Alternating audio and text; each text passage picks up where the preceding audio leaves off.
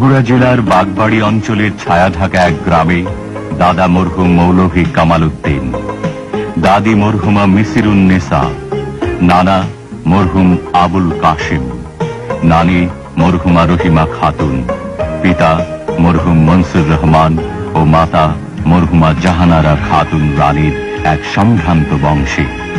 এই বাড়িতে 1936 সালের 19 জানুয়ারি পিতামাতার 5 সন্তানের মধ্যে দ্বিতীয় সন্তান হিসেবে জন্মগ্রহণ করেন কমল ওরফে জিয়াউর রহমান। বীর মুক্তিযোদ্ধা, মহান দেশপ্রেমিক, বাংলাদেশে জাতীয়তাবাদের উদ্গাতা, স্বাধীনতার ঘোষক শহীদ রাষ্ট্রপতি জিয়াউর রহমান। কলকাতার হেয়ার স্কুলে লেখাপড়া শুরু হলেও দ্বিতীয় বিশ্বযুদ্ধের সময় জাপানি বোমার আশঙ্কায় জিয়া চলে আসেন বাগবাড়িতে গ্রামের স্কুলে। 47 সালে ভারত বিভাগের ফলে তার পিতা চাকুরি সূত্রে বদলি হয়ে যান পাকিস্তানের করাচিতে।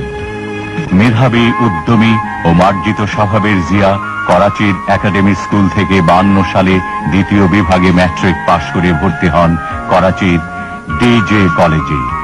তার স্বপ্ন ছিল ডাক্তার হয়ে দেশবাসীর সেবা করা।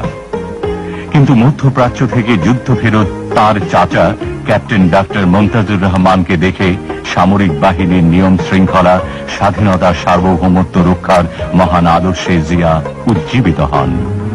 তাই তিনি ভর্তি হন 53 সালে পাকিস্তান সামরিক একাডেমিতে অফিসার ক্যাডেট হিসেবে।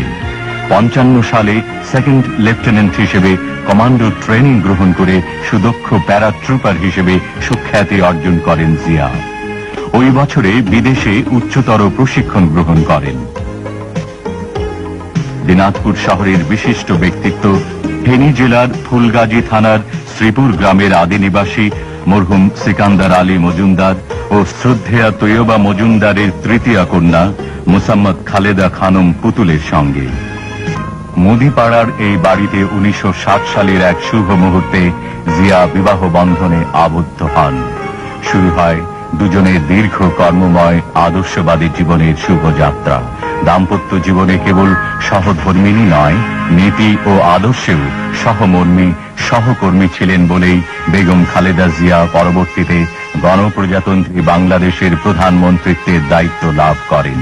তাদের 2 সন্তান তারেক রহমান বিনু ও আরাফাত রহমান কোকো।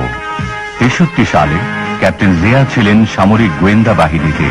65-তে পাক ভারত যুদ্ধে খেমকারান রণাঙ্গনে ইস্ট বেঙ্গল রেজিমেন্টের আলফা কোম্পানির কমান্ডার হিসেবে তিনি অসামান্য বীরত্ব প্রদর্শন